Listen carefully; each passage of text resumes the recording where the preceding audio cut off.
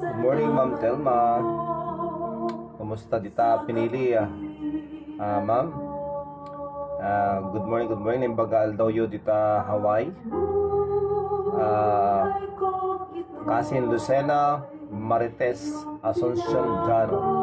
Dita Hawaii. Nimbag nga aldaw yo dita. At magandang umaga din sa iyo, Andres de los Santos, Tina. Nagkape tayo.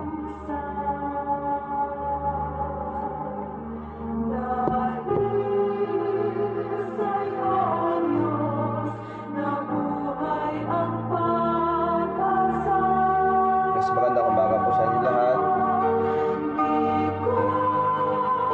Lunes dito sa atin. Linggo pa lang sa ibang mga bansa. And today is March 22, 2021, 5:31 in the morning. Salamat sa Panginoon for giving us another life. Amen. Matitayo ti Apo. Yan nung bengay sa nalaing intayo pagurok mo yan. Pagserbiyan. Kaya panang ipay mo iti napluan nga panagyaman.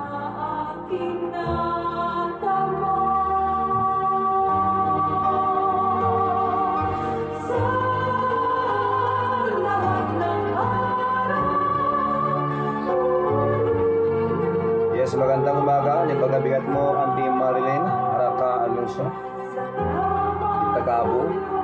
Of course, kanya kasin Jeff Alonso, Inamalin, Ipag, good morning. Good morning. Thank you very much for your desire. You are encouragement to us. Po, bilang laging sumusubaybay at nakikinig at nagsishare na rin ng ating pong mga videos. Kami po ay lubos na natutuwa dahil sa puso nyo na gusto nyo ibahagi ang salita ng Diyos sa ating mga kaibigan at ating mga kilala. Patuloy lang po tayo. Hindi pa po tapos ang laban. Kaya lagi nating tatandaan na bigay ang ating pong tiwala sa ating Panginoong Jesucristo. Yes, good morning, Larry Pascual, Nabotas.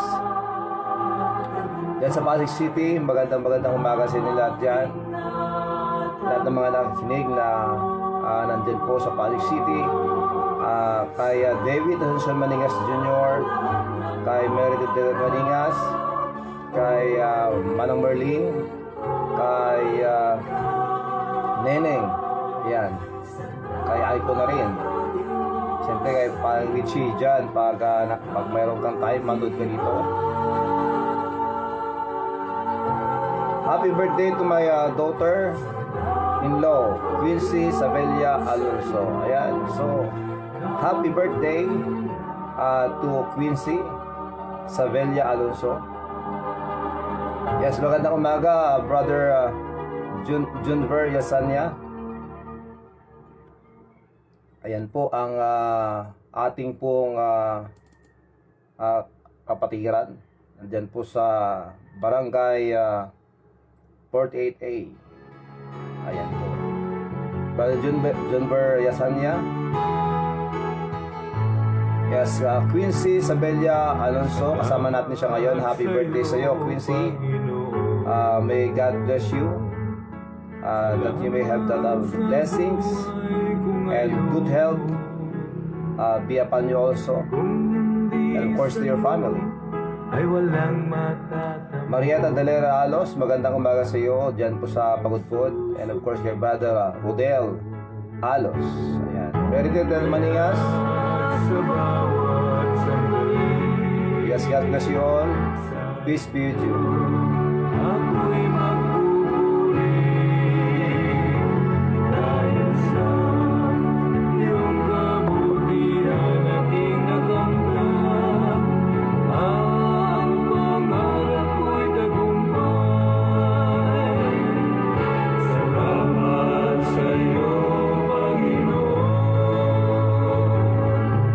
Salamat sa buhay ko ngayon. At kailanman sa'yo ay hindi magbibitaw.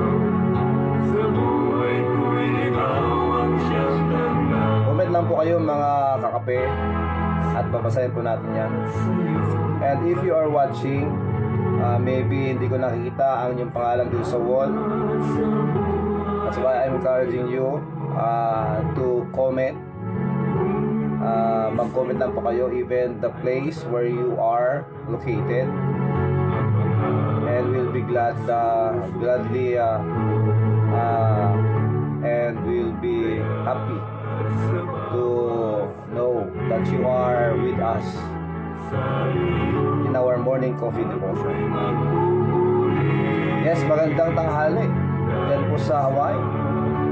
Kay Ma'am Lisa de la Rosa Suniga. Ma'am Lisa, magandang tanghali po sa inyo dyan sa Hawaii. Salamat sa'yo, Panginoon.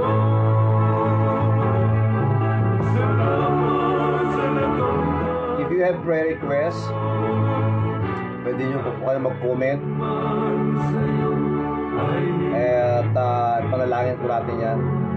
sa buhay ko'y Yes, salamat Quincy. God bless your family also. Thank you very much for the blessing. ikaw ang siyang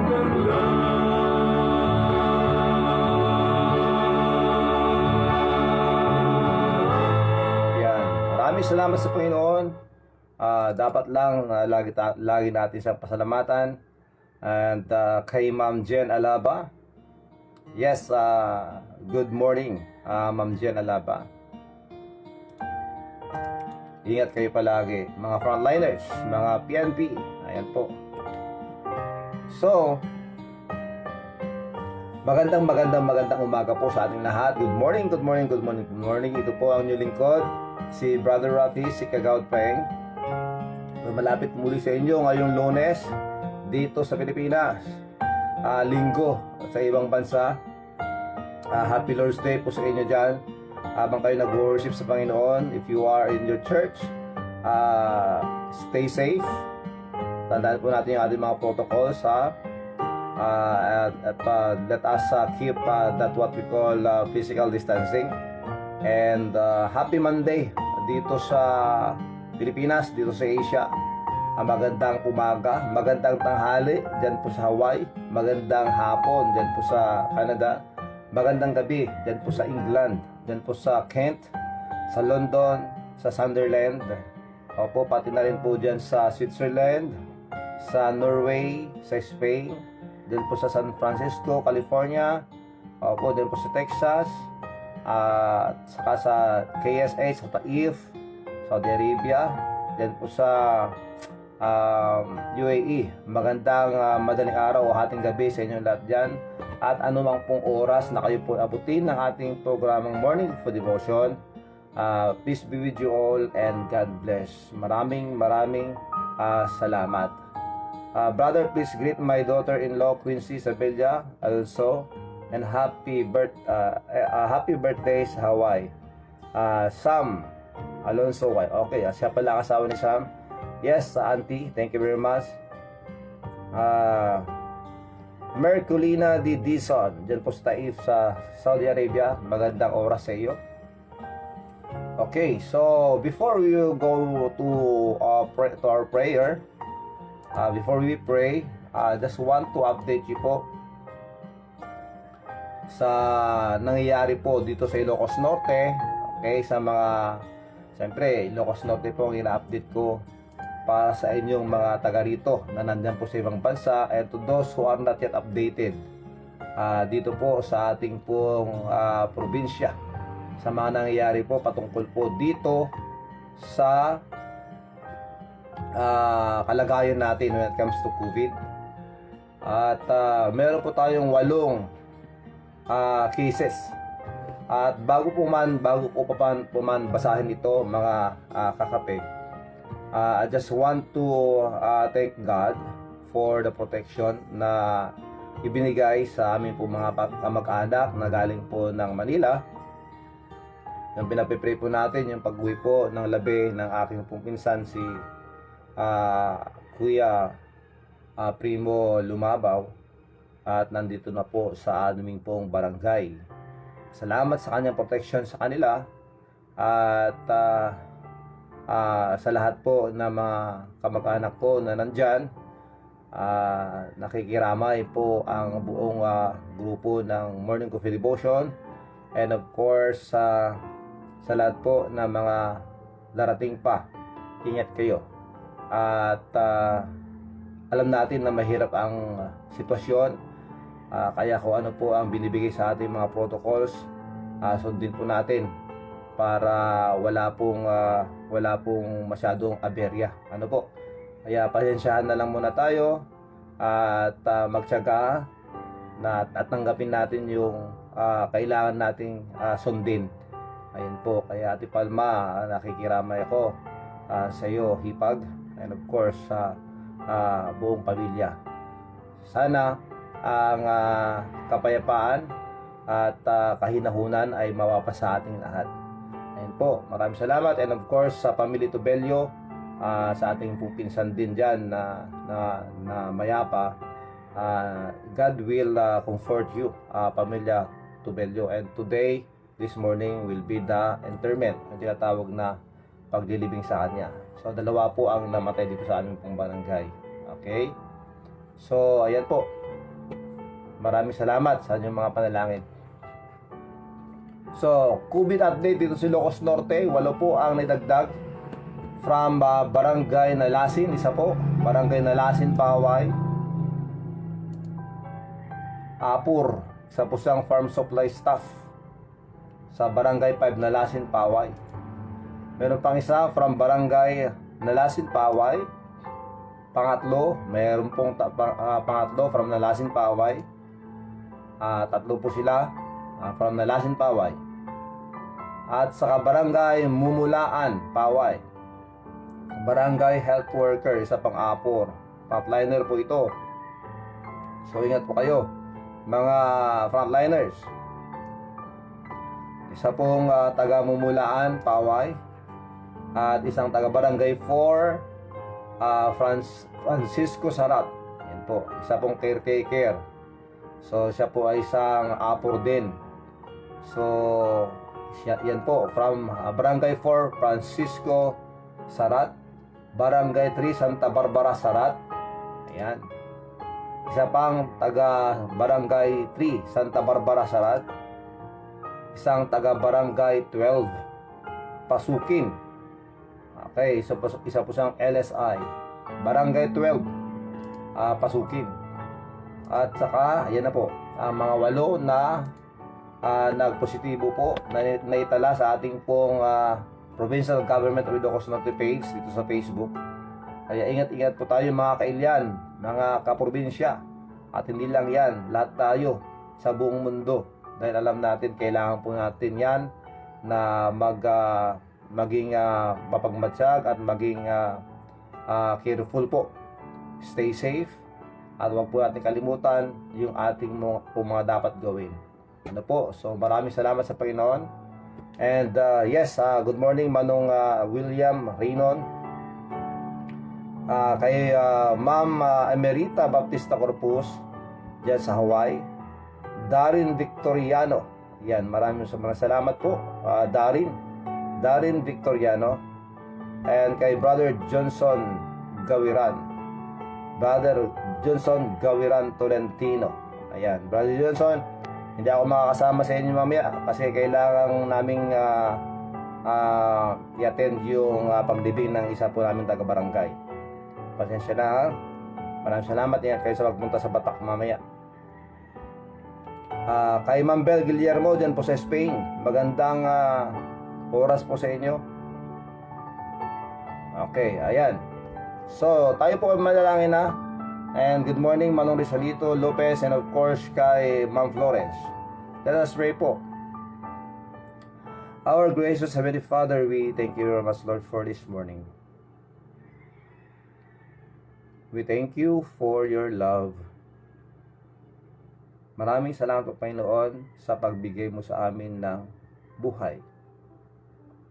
Another privilege, another opportunity to serve you. Opo, Panginoon, alam po namin na kami po ay may kahinaan. Kaya kami po ay nagmamakaawa sa inyo na kami po ay inyong patawarin sa aming po mga nagawang kasalanan. Opo, sa lahat po ng aming pong mga naisip na hindi maganda. Sa lahat po, Panginoon, ng mga nasabi namin na masama. Sa mga galaw po namin at gawain na hindi po napagbibigay sa inyo ng saya. Patawarin po ninyo kami. Maraming salamat po, Panginoon, sa lahat po ng mga biyaya na pinagpalob mo sa amin. Thank you for sustaining our lives. Thank you for the protection, comfort, encouragement. As you told us, Lord, as you commanded us to give thanks to you in everything. Kaya kami po ay nagpapasalamat sa iyo even for the trials, troubles, testings of life. For we know that in every situations, in every circumstances that you allowed to be part of our lives, alam po namin na mayroon po kayong gustong ituro sa amin. Kaya help us, Lord, that we may know kung ano po ang yung kalooban sa mga pangyayari ito. That we may live positively, na ito po ay nangyayari para po kami matuto at para lumago sa aming pong pananampalataya sa inyo. Muli, Panginoon, kami ay nagmamakaawa. Kami po ay inyong suotan ng kababaang loob nang sa ganun ang inyong pong biyaya ay magtrabaho sa aming pong buhay. Maraming salamat po.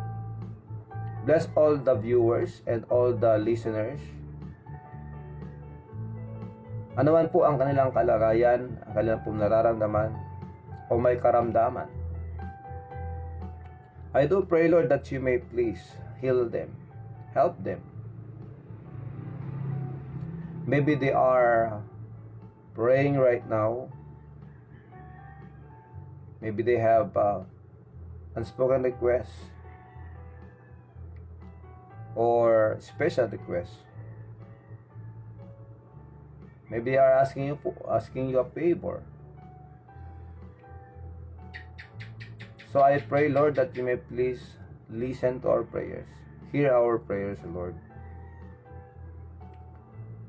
Bless the churches, that you may please bless your messengers, the pastors, the missionaries. Use them, mighty Lord, in the place or local area where you brought them. We pray, Lord, that you may please help us to grow spiritually. Panginoon, dinadalangin po namin sa inyo ang lahat po may makaramdaman ngayon. That you may please, Lord, heal them. Patuloy pa ako magtrabaho sa buhay, sa kalagayan, sa kalusugan. ni Janelle Sharp. Maawa po kayo sa bata, Panginoon. Please provide their needs, her family needs, as well as protection. Ganun po, Panginoon, kay Sir Nemesio Alipio Jr. Patuloy po kayo magtrabaho sa kanya. Complete recovery, bigay mo po sa kanya, Panginoon.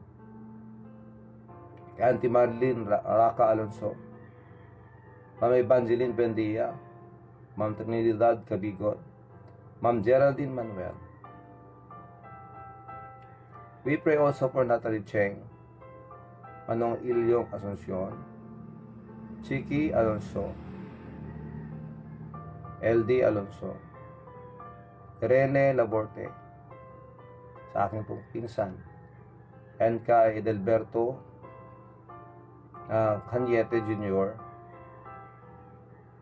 kay Ma'am Telma Harap Nilaw, and of course kay Manang Edna Tomas, as well as Manang Mirna Munoz, that whatever na meron po sa kanila na karamdaman, that you may please heal them. Maraming salamat po. We pray also, Lord, for Sir Alcaraz, kay Sir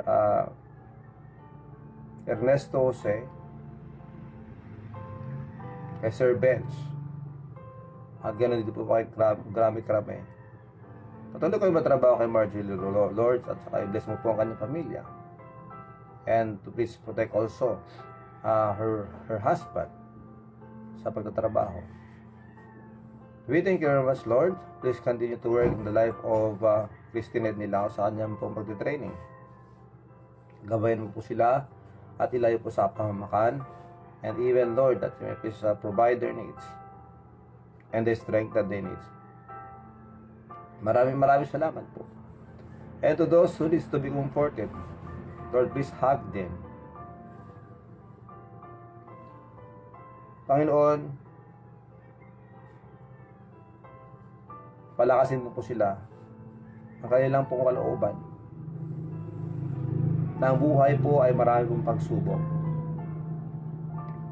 at lahat po ng tao ay dadaan dyan. And now, Lord, we do pray that you may please work also in the lives of the frontliners, that you please protect them. Sa lahat po, Panginoon, ng mga infected, sa mga naka-isolate, nandiyan po sa mga quarantine areas, that you may please give them patience na maghintay hanggang matapos po ang kanilang pong quarantine at saka isolation. At ganoon din po, Panginoon, na sila po ay makarecover sa mga infected po na mabilis. Maraming salamat po. Please, Lord, bless our country, our government, that peace and unity will reign in our midst, as well as peace within. Maraming salamat po. Please work in the life of our president, that you may please give him wisdom in every decisions that he will make. Down to the senators, to the House of Representatives, to our governor, to our mayor, and of course to the smallest form of government, our community, that you please give wisdom to our punong barangay and all to the punong barangays or the community leaders in where we are in. We pray that you may please give them wisdom. Maraming salamat po. And to those who are working in our communities for our safety as they serve us, please Lord, bless them. Maraming salamat po, Panginoon. At we pray also for the learners, mga nag-aaral po sa modules, sa mga online, that you please give them wisdom, that you please give also patience to their parents as they are supervising them, and of course sa mga teachers po, protection and wisdom, that you please give them also, please protect them. Maraming salamat po, Panginoon. Bless the missionaries, and of course ang mga kamag-anak po ng mga nandyan po sa abroad, nandyan sa Pilipinas, that you may please provide their needs and please comfort them, as well as our daily needs, our food, physically and of course spiritually. Please protect them who are there at the other countries, that you may please give them that strength that they need, good health and protection, at ilayo po sila, Panginoon, sa kapahamakan at sa sakit. Maraming salamat po. Ngayon po, ang lingkod po ay nagsusumamo sa inyo na gamitin po ninyo ako. That you may please give us that understanding as we learn from your word. Maraming salamat po. Ito po ang aming dalangin, Panginoon. Maraming salamat sa lahat po na inyong sasagot at sa inyong pong gagawin. Maraming salamat po itong aming dalangin. Please teach us today in Jesus Christ's name. Amen and amen. Thank you very much, mga kape, for your patience. And of course, good morning kay Manong Edwin Agkawile. Good morning, Konsyal. Good morning, everyone. Keep safe. And maraming salamat po, Ma'am Mirna Munoz. And of course, kay Ma'am Irene Respicio Domingo. Kay Kapitan. And of course, kay Engineer Mildred Alonso Ramos. Engineer Rolly Ramos, Kapitan Jerry Alonso, of course, sa lahat po ng mga kapitan na mga nakikinig ngayon, God bless you po. And of course, kay Auntie Elsie Tapawan, kay Ma'am Anita Domingo Alonso, kay Auntie Daling, kay Auntie Minda nandyan. Okay, so maraming salamat po. Yes, maraming salamat po, Ma'am Emerita Baptista Corpus. At kay Segundino Masabe, good morning, Bats Segundino Masabe, thank you for joining us. And kay Judy and Brenda Rosales, Ma'am May Aljen, dyan po sa Kent, England, maraming salamat. Magandang gabi po dyan, Ma'am May, ingat po kayo palagi. At of course, Judy and Brenda Rosales, good morning. Uncle Arnel Valeriano, and of course kay Aunt Elena, ayan po. Maraming salamat po sa inyong pakikinig at pagsama. Good morning and blessed Monday to everyone. I miss listening live for the past 2 days because I attended a 2-day training in San Jose, California. Ayan. Thanks God for a new week ahead. Take care, everyone.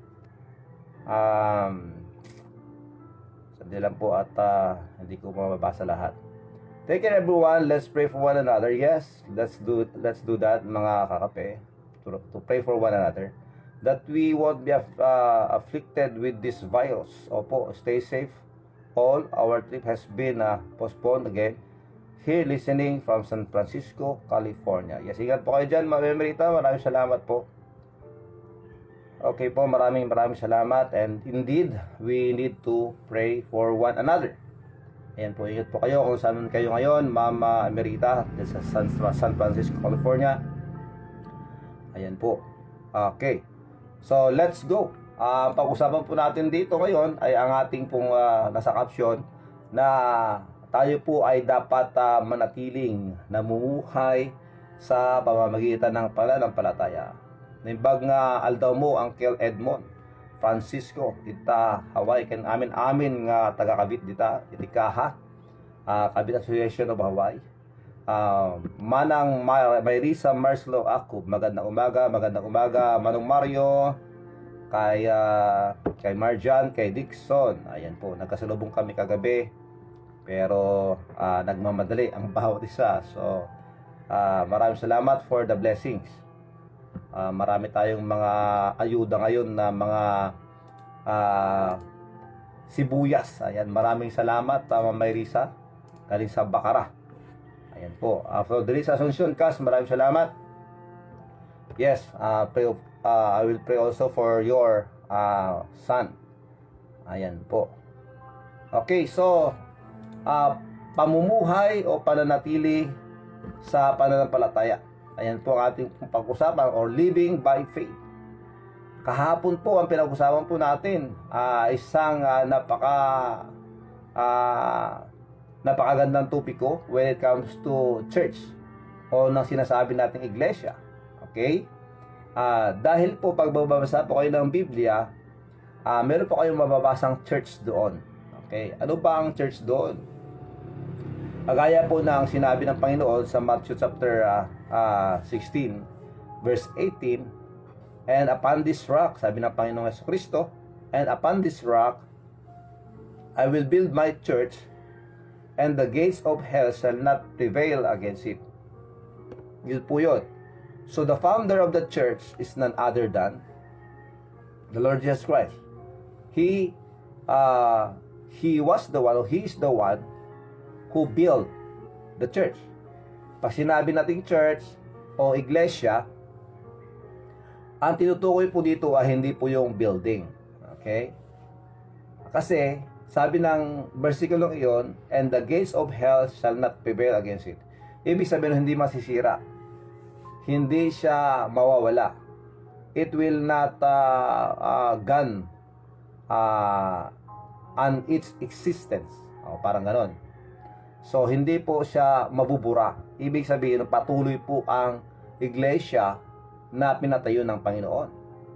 So, when I said iglesia, this is not a religion. Okay? So, inilocano ko lang naman po o tinagalog ko lang yung salitang church, which is iglesia. Ito ay salitang Espanyol o salitang Grego. Pero ayon po sa salitang Grego, ang ibig po sabihin ng church ay ecclesia. Pag sinabi natin ecclesia, ito po ay nangungulugan na ang ibig sabihin ay tinawag. Ayan po ang ibig sabihin nun. Tayo po ay tinawag mula sa kasalanan, sa kamunduhan, at tayo ay inilagay sa katawan ni Kristo o yung tinatawag na church. So pag sinabi nating church, we are talking about the people who came to know the Lord Jesus Christ, who repented from their sins and accepted the Lord Jesus Christ as their Lord and personal Savior. So ang isang taong na nagsisi sa kanilang mga kasalanan ay tinawag mula sa kasalanan, tinawag mula sa mundong ito, at tayo po ay ginawang parte o kaanib sa katawan ni Kristo na ang tinatawag ay Iglesia ni Kristo o ang church. Okay. Ang mga term na ginagamit ko po kasi confusing. Bakit? Pag sinabi ko kasing Iglesia ni Kristo, ang pumapasok sa ating isipan yung isang pangalan ng relihiyon. But that is not what I'm talking about. Hindi po sila. Okay? Ang tinutukoy po natin dito, iniintindi po natin yung ibig sabihin ng church. Okay? Church is not a building. Though we can say, we can picture in our minds na kung sinabi nating church in Lawag, ang pumapasok sa isipan natin yung simbahan doon na nakatayo, pertaining to a building. Pero yung pag sinabi ng Panginoon, nung sinabi ng Panginoon that I will build my church, yung sinasabi niya po doon, yung kanyang pong katawan, the body of Christ. When we say the body of Christ, it composed of many people, saved believers. Yung mga tumanggap po sa Panginoon Jesucristo, they are part of the family of the Lord Jesus Christ, in which sinabi po doon sa John chapter 1 verse 12, but as many as received Jesus Christ, but as many as received Him, to them gave He power to become the children of God, the sons of God. So nung tayo ay nananampalataya sa Panginoong Jesucristo, nagsisi po tayo sa ating mga kasalanan at tinanggap si Kristo sa ating pumbuhay bilang ating Panginoon at tagapagligtas, tayo po ay naging parte ng pamilya ng Diyos. At ang pamilya ng Diyos na ito ay walang iba kundi ang iglesia o ecclesia. Tayo pong mga tumanggap sa Kanya ay part ng body of Christ, ng katawan ni Kristo, na iba pang katawagan dito ay templo ng Espiritu Santo at ang bride of Christ o ng nobya ng Panginoong Jesucristo. Bakit nobya? Dahil darating ang panahon, mga kakape, na magkakaroon po ng pinakamagarbong kasal doon sa langit, sa kalangitan. When the Lord Jesus Christ will come and get His children, fetch His children, Tayo po ay sasalubong sa Kanya doon sa kalawakan, doon sa kaulapan, at tayo po ay pupunta sa langit. Sa lahat po ng mga nagsitanggap sa Kanya. Sandali lang, Brother Rafi. Parang ano naman tong mga sinasabi mo. Parang inkantasya ba? Fantasy. Hindi po. Yun po ay katotohanan na nakasaad po sa Biblia.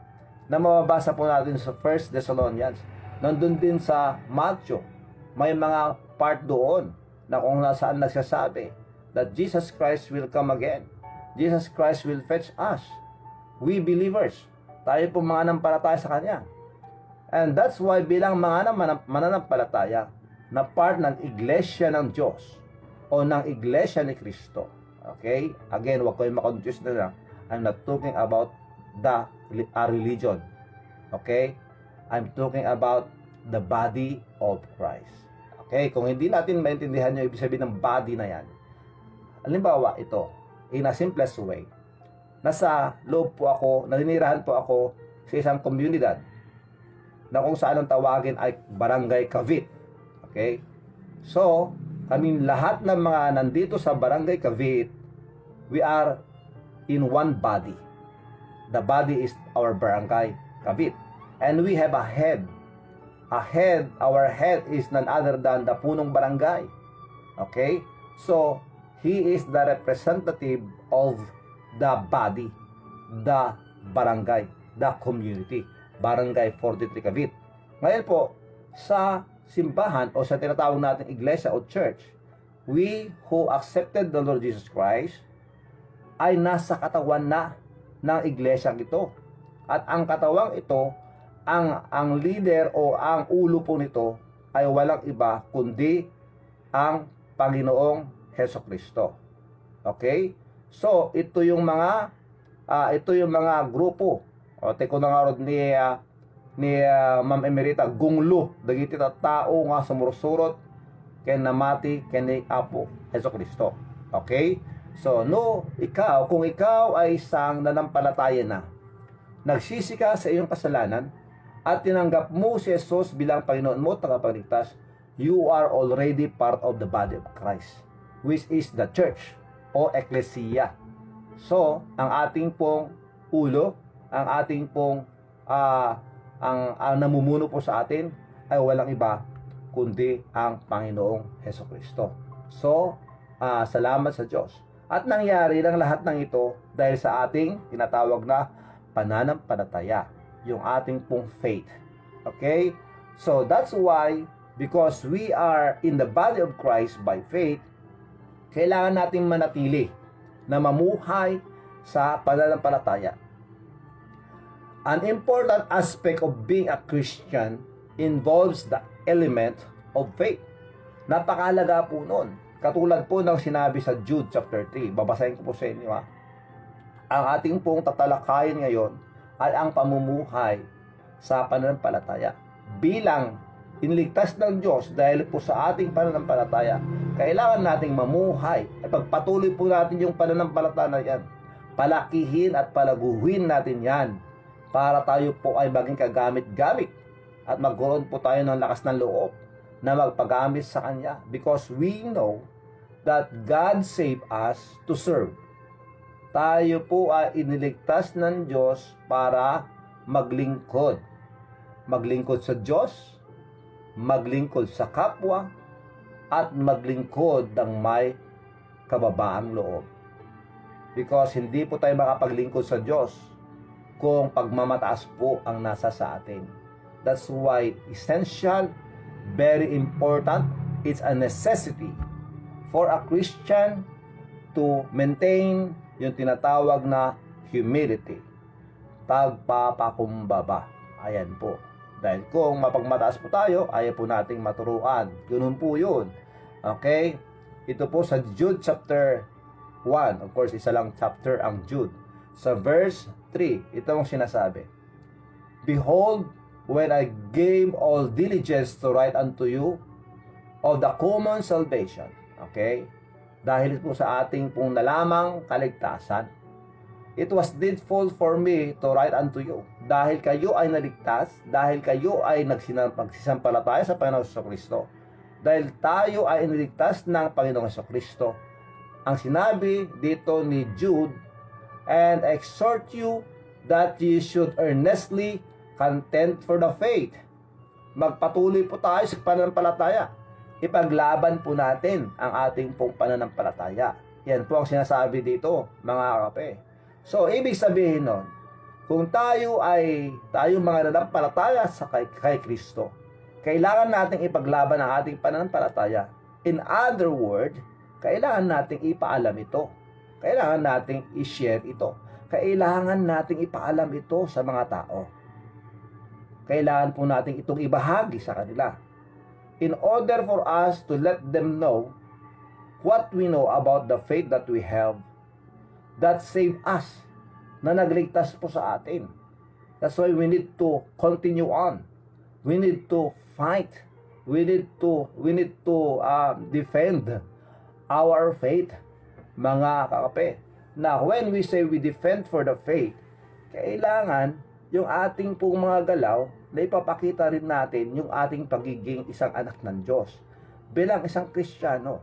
Dahil nga po, hindi po magandang tignan na pag ang isang anak ng Diyos at sinasabi mo na ikaw ay nanampalataya sa Diyos, ang ating mga ginagawa o practices naman ay hindi po naman maka-Diyos.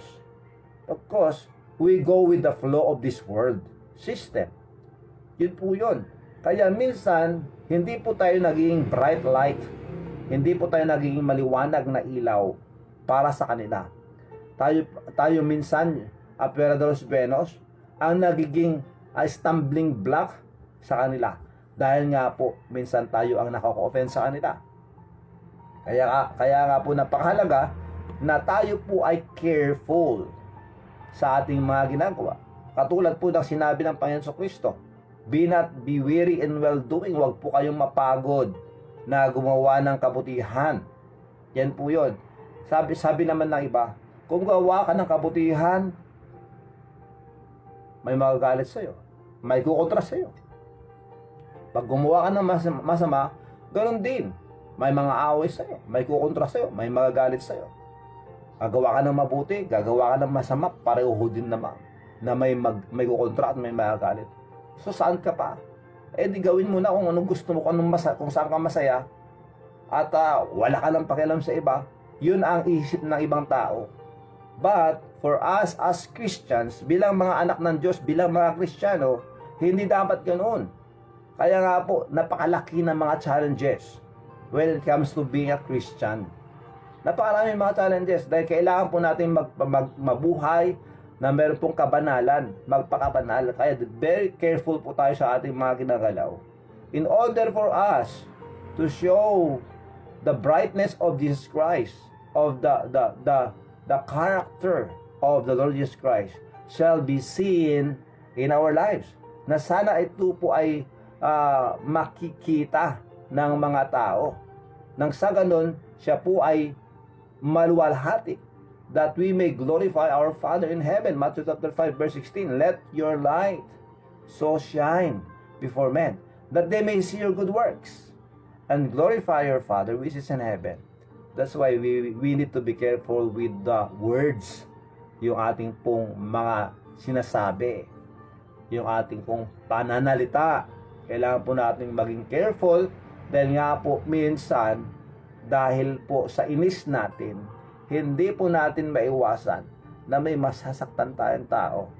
Now, bakit sinasabi ng Panginoon dito at tinuturo sa atin na dapat nating palawigin, palakihin, pagtibayin, palakasin ang ating pong pananampalataya, that we may contend for the faith, para ating pong may defend ang ating pong pananampalataya, at ito po ay ating may share sa kanila at sila'y tatanggap din sa ating pong Panginoong Jesucristo. Dahil nga po, tayo po ay dapat maging saksi sa Panginoong Diyos. Okay? Maraming salamat sa Panginoon. So, dito po sa aklat ng Acts chapter 16 verse 15, sa katauhan po ng isang babae na ang pangalan po ay si Lydia, na pagkatapos po niyang manampalataya sa Panginoon, ipinakita na yung kanyang pong pagiging faithful yung pagiging totoo sa kanyang pong pananampalataya. Dahil sinabi rito, and dun sa Acts chapter 16 verse 15, nang siya po ay nabautismuhan ni Apostol Pablo. And when she was baptized, and her household, buong pamilya niya, nagpabautismo, she besought us, saying, if you have judged me to be faithful to the Lord, come into my house and abide there. And she constrained us. Ang taong totoong nanampalataya sa Panginoon Kristo na katulad po ni Lydia na nandito, meron po siyang puso na maglingkod. Meron po siyang puso at hindi po siya komportable na wala po siyang magagawa na maitulong sa mga mananampalataya. Lalong-lalo na sa mga katulad na Apostol Pablo na kung saan-saan nagpupunta para maibahagi ang salita ng Diyos. So ipinakita rito ni Lydia na siya po ay isang tunay na mananampalataya sa pamamagitan ng pagtulong niya kay Apostol Pablo. Now, let's proceed. As Christians that are called, na tinatawag na parte ng tinatawag na household of faith, tayo pong mga anak ng Diyos ay tinatawag na nasa loob ng isang pamayanan o isang kabahayan o isang pamilya. We are in one family sa pananampalataya. Katulad po ng sinabi sa Galatians chapter 6 verse 10. As we have therefore opportunity bilang mga anak ng Diyos, bilang mga nanampalataya sa Panginoon, bilang mga nagsitanggap sa Panginoon, bilang ating Panginoon tagapagligtas, as we have therefore opportunity, kung meron tayong mga pagkakataon, let us do good unto all men. Ang gandang katuruan o pagtuturo na sinasabi sa atin ng Panginoong Kristo bilang nasa isang pamilya, sa pamilya ni Kristo, sa pamilya ng Diyos, bilang mga nagsitanggap sa Panginoong Kristo, and we are in one family. Habang meron po tayong pagkakataon, sinabi po rito, ang laking responsibilidad dito, responsibilidad. Ang sinabi ng responsibility natin, as we have therefore opportunity, habang meron tayong pagkakataon, mga kapatid, let us do good unto all men, maging mabuti tayo, gumawa tayo ng kabutihan sa lahat ng tao. Pag sinabi natin sa lahat, kabilang na doon yung mga kaaway natin, yung mga tinuturing natin kaaway o mga nagtuturing sa ating mga kaaway tayo. Ang tanong, meron bang nakasaad sa Biblia na nagsasabing pakamamahalin natin at gumawa tayo ng kabutihan sa ating mga kaaway? Meron, di ba? Meron. Alam natin yan. So, patuloy muna natin ito bago tayo pupunta doon. As we have therefore opportunity, habang may pagkakataon, ang sabi ng Panginoon, let us do good unto all men. Especially, ayan na, may especially dito may special dito na dapat natin gawin. Especially unto them who are of the household of faith. So, sinasabi sa atin, na maging mabuti tayo at gumawa tayo ng kabutihan sa lahat ng mga tao. At higit sa lahat, itong sinabi, especially sa mga taong kasama natin sa pananampalataya. Ayan po. That's why we need to support each other. We need to consider one another, the needs of everyone. Let us pray for one another. Let us encourage one another. Let us bear one another burdens. Let us bear every burden of ours. Magtulungan po tayo. Magmahalan, magkaisa bilang mga anak ng Diyos. Kailangan nating laging panalangin, lalong-lalo na sa panahon ngayon.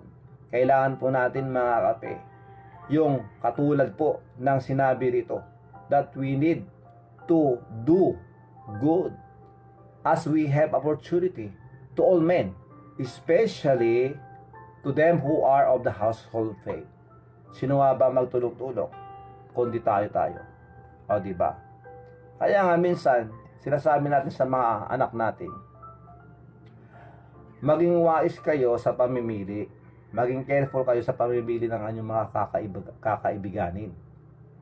Dahil minsan sa mga sinasabi nating kaibigan na sila ang tumutulong sa atin, na kikinig sa ating mga problema, alam nyo, kung kayo ay patuloy na sumasama sa kanila at dahil sa kanilang mga prinsipyo na inyong natutunan, darating ang panahon, hindi nyo na kami papakinggan bilang mga magulang nyo.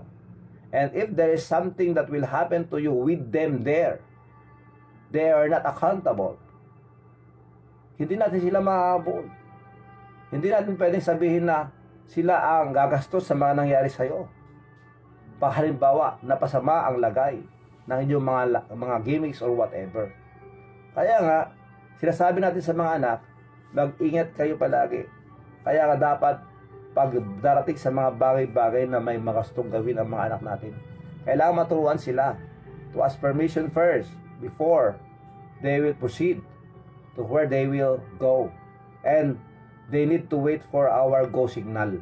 Hindi maganda yung mga kaugalian ngayon, mga kabataan, pero dalos pelos, na magpaalam lang pag-alis na. Hindi dapat ganoon. Okay? So, ba't tayo napunta rito? Dahil nga, mga kakape, we are talking about the faith to do good as we have the opportunity. Kailangan po nating maging mabuti at gumawa ng kabutihan sa kapwa, lalong-lalo na sa ating mga mananampalataya. That's why we need to pray for everyone's family. Magkaisa po tayo lahat dito, mga kakape. That's why we are in the household faith. Habang tayo ay nasa isang pamilya sa pananampalataya kay Kristo, kailangan natin maging considerate sa bawat isa. Your prayer is very important. Yung panalangin po natin. Okay? Indeed, ayun ang tanong. Bigyan po natin ng linaw. Yung sinasabi po rito, sa ano ang ibig sabihin ng faith. Yan po. Yan ang magandang tanong eh. Pag sinabi natin faith, anong ibig sabihin nito? Lalo na sa pananampalataya na nagligtas sa atin. Dahil maraming mga tao, they misunderstood and often neglected yung salitang pananampalataya. Dahil, di ba, merong mga tao na narinig natin. Minsan tayong pang nagsasabi eh, kahit saang relihiyon ka, hindi naman yun ang nagliligtas sa iyo eh, o nakapagligtas sa iyo. Ang sagot doon, tama. Depende yan sa pananampalataya mo sa Panginoon. Yan ang sinabi nila. Ayun. Totoo po yun. Yung sinasabi nila na hindi naman sa relihiyon tayo naliligtas eh. Tama po yun. At yan sinabi din nila na nasa pananampalataya natin yan sa Diyos. Totoo din po yan. Ang tanong, anong klaseng pananampalataya? Ano nga ba yung pananampalataya na nakapagliligtas? Ito yung ating pong alamin ngayon ha. Ito po yun. What is the meaning of faith? According to Hebrews 11:1, nabasa na natin ito noon. At nalaman na natin ito noon. Hebrews 11:1, what is the meaning of faith? Now faith is the substance of things hoped for and the evidence of things not seen. So ang pananampalataya daw ay binubuo ng mga bagay-bagay na ating pong inasahan, at ito yung mga katibayan o katunayan ng mga hindi po natin nakikita. Okay? So, yung hindi mo nakikita, ibig sabihin nun, halimbawa, ang Diyos. Hindi po natin nakikita ang Diyos. Hindi pa natin siya nakita ng personal. Pero naniniwala po tayo sa Kanya. And that is part of faith. Okay? Dahil tayo po ay naniniwala. Bakit hindi pa natin siya nakikita? As well as heaven. At ganoon din ang impyerno. Hindi pa natin sila nakikita, pero naniniwala tayo doon. Hindi nyo ba alam na mas mapalad ang mga nananampalataya sa Panginoong Jesucristo ngayon, naniniwala sa Kanya kahit hindi natin nakita, kaysa sa isa niyang naging disciple na nangangalang Tomas? Si Tomas na sinabi niya, hindi ako maniniwala pag hindi ko makikita. Yan ang sinabi ng Tomas. Pero nang pinakita ni Kristo ang kanyang katawan kay Tomas, sinabi ni Tomas, Panginoon at ang aking Diyos. Sinabi naman ng Panginoong Jesucristo sa kanya, naniwala ka Tomas dahil nakita mo ako. Pero sinasabi ko sa iyo, mas mapalad ang mga tao na manampalataya sa akin at maniwala sa akin, na kahit hindi na ako nakita. Mas mapalad sila kaysa sa iyo. Sinabi niya kay Tomas. So, salamat sa Diyos. Dahil ito ang sinabi ito eh. Ang ibig sabihin ng pananampalataya ay yung katulad po rito na tayo po ay naniniwala at tayo po ay nagtitiwala kahit hindi pa natin nakikita. Dahil ang pananampalataya na nakapagliligtas, ito po yon. There are three assets of faith. Ito na po yon. Una, knowing o yung pagkakaalam. Ang pagkakaalam, knowing. Okay? Yung knowledge po natin. Sandali. Ang pananampalataya, ang parte nito, ang parte ng pananampalataya ito ay pagkakaalam o knowing. Pero knowing merely, yung sa pamamagitan po ng pagkaalam lang, hindi po nakapagligtas yan. Okay? Dahil po ang pananampalataya kay Kristo ay yung hindi lang po dapat natin alam. Okay? Dahil lahat ng tao, karamihan, majority sa mga tao, alam nilang may Diyos. Alam nating may Diyos. Pero ang pagkaalam na yan, hindi po yan nakapagliligtas. Okay? So, kailangan makumpleto itong tatlo in order for us to mabuo. Para mabuo ang ating pananampalataya. Kung kahit sabihin natin, alam ko ang Panginoong Diyos, alam ko ang Panginoong Jesucristo, hindi po yon nakapagliligtas. Okay? Hindi po nakapagligtas yung alam mo lang. Dagdagan po natin. Believing. Okay? Paniniwala. Paniniwala. So, alam ko na si Jesus ay namatay sa akin. Pero hindi po iyon sapat para sa ating kaligtasan. Ngayon, dagdagan natin ng naniwala ko. Alam ko na si Jesus ay namatay para sa akin, na siya ang aking tagapagligtas. Naniniwala ako na si Jesus ay namatay sa akin at siya ang aking tagapagligtas. Pag sinabi natin alam natin at naniniwala po tayo, hindi pa rin sapat yon. Dahil maraming naniniwala sa Diyos na hindi naman totoo. Okay, kahit sinasabi natin totoo naniniwala sila, hindi po hanggang doon lang. Dahil nga mismo ang diablo naniniwala nga kahit sa Panginoong Jesucristo. Grabe nga ang diablo eh. Dahil siya nga po ay nanginginig pa every time that he will think about this, about the Lord Jesus Christ, manginig pa yan sa takot. Pero hindi po doon eh. So ang pananampalataya po ay ganito. Dapat alam mo, dapat naniniwala ka, at ang pangatlo, ito yon. Ito yung pinaka-importante sa lahat. Yung tinatawag na trust o pagtitiwala. Okay? So, kung alam mo, dapat paniwalaan mo at magtiwala ka. Ito po ang binubuo ng pananampalataya. Okay? So, halimbawa, ganito.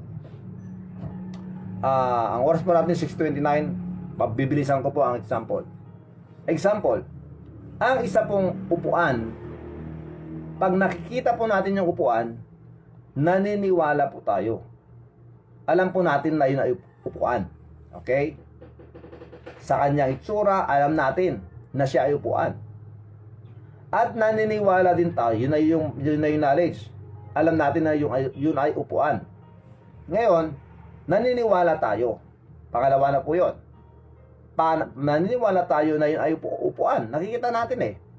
Pero ang tanong, paano ka magkaroon ng benefit dito? Paano ka mabenefitan ng upuan ito?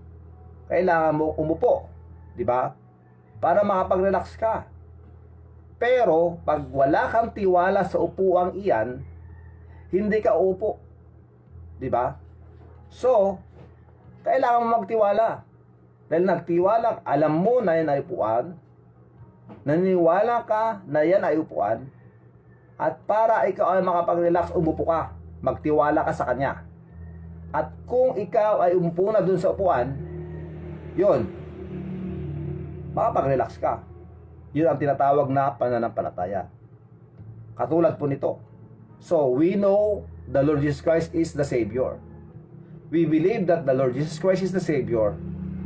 But ito ang pinakamatindi sa lahat. Dapat magtiwala tayo sa Kanya. Trust.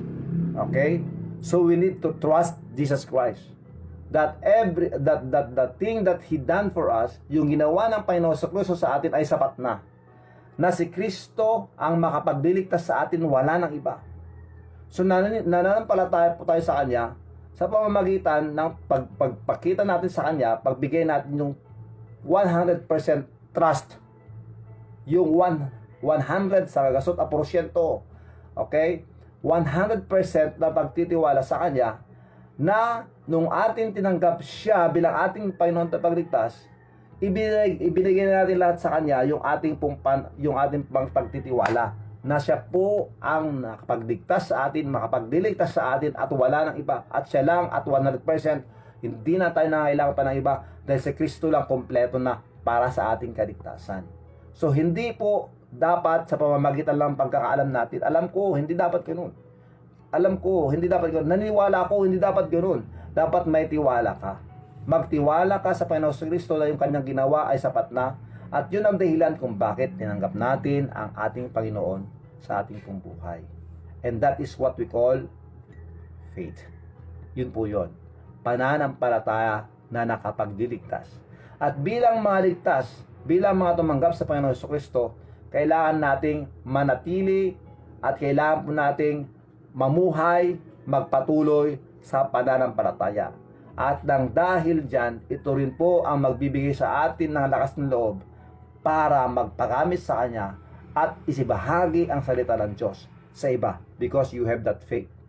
That faith, because of that faith, sinasabi natin, ako ay gagamitin ng Panginoon. Magpasakop lang ako sa Kanya. And I will just open my mouth and I will be a good example to them so that they will listen to me every time that I will share the Word of God to my loved ones, to my friends, to my family, and to those whom God will bring to our way. And just to share the Word of God, alam po natin mahirap yon. Pero pag tayo ay patuloy na magpapalakas po sa ating pananampalataya, darating ang panahon, mas malakas din po ang ating kalooban na gumawa ng mga bagay-bagay na ganito dahil nga po yan po ang kalooban ng Diyos. Tayo ay maglingkod sa Kanya, maglingkod sa kapwa, at maglingkod ng may kababaang loob. So yan po ang challenge sa atin ngayon, mga kape. Tayo po ay patuloy sa pananampalataya bilang mga nanampalataya kay Kristo. Napalakihin po natin yan nang sa ganon ang Panginoon matutuwa po sa atin at tayo ay Kanyang gagamitin for the furtherance of the gospel. Salamat sa pananampalataya. Salamat sa Panginoon. Salamat sa kaligtasan. Tayo po ay manalangin. Dakila naming Diyos, maraming salamat po sa inyong salita. We thank you, Lord, for your love. Bless each every one of us. That you may please help us. That this faith that we have in you will grow. Kami po ay lalago sa pamamagitan ng pananampalataya so that you can use us effectively and mightily as we are still here on earth, as we have this opportunity to do good unto all men, especially those who are in the household of faith. Maraming salamat po, Panginoon. Bless the birthday celebrants Please bless them with good health and more birthdays to come, that they may use this new chapter of their lives, praising you, or serving you, and growing in the faith. Maraming salamat po. Bless us all, O Lord. We thank you in Jesus Christ's name. Amen and amen. Ayan po mga kape. Thank you very much for your time again and for your desire. And this is now the birthday song for all the birthday celebrants. Ayan po. Happy birthday sa lahat na mga birthday ngayon, and to those who will celebrate their anniversaries, happy anniversary also. Happy birthday kay Lourdes Motea Tenerife. Ayan. Lourdes Motea Tenerife. Ayan. Happy birthday Lourdes Motea Tenerife. Kay Rovelyn Padilla, happy birthday. Kay Jesleo Patok dan po sa Gabo, and Erica Asuncion, and of course sa daughter-in-law po ni Auntie Marilyn Raka Alonso. Happy birthday sa iyo at the wife of Sam Alonso dyan po sa Hawaii.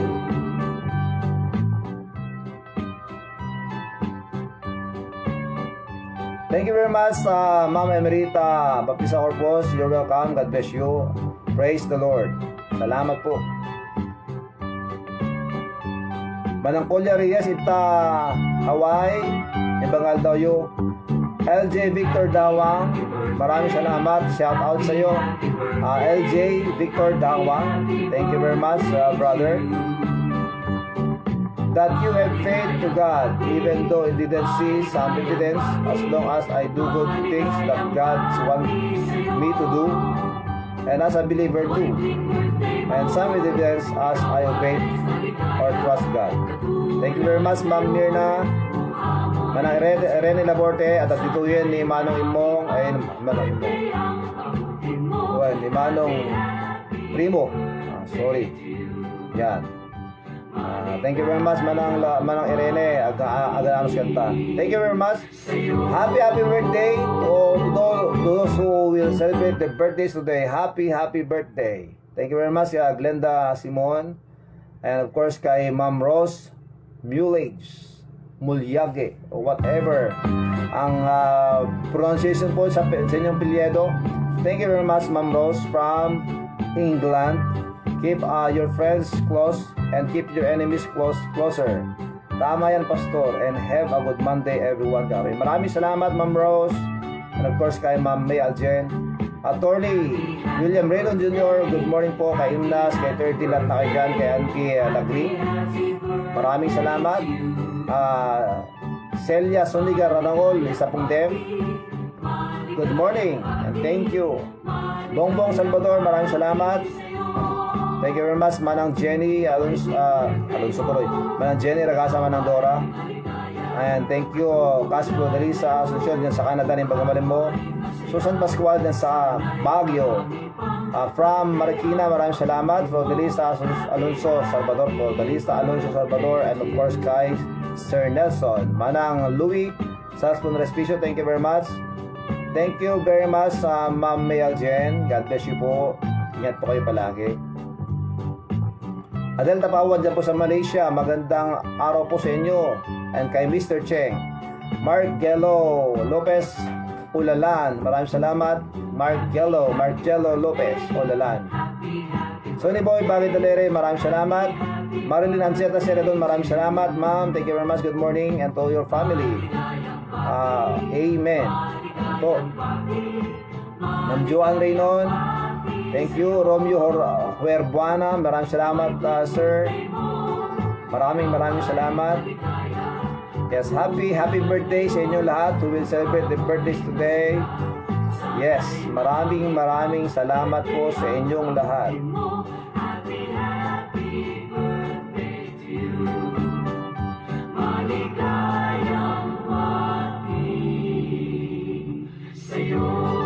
So, happy birthday, Quincy Sabella Alonso. Maraming salamat.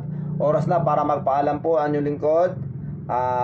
Salamat po sa inyong pasensya at pakikinig sa inyong pong desire God bless you all. Ayan po. Muli-muli, ito pong yung lingkod, si Brother Rafi. Si Kagawad Paeng, lagi nagsasabi sa inyo sa lahat ng bagay, sa lahat ng sitwasyon sa ating pumuhay, huwag po natin kalimutan, unahin po natin ang Diyos. Okay? God first. Stay safe, do good to others, follow the guidelines, support the LGUs, respect the frontliners, share your blessings, pray for our family, our community, our country, and let us pray for the world. God bless us all. Mabuhay, and I love you.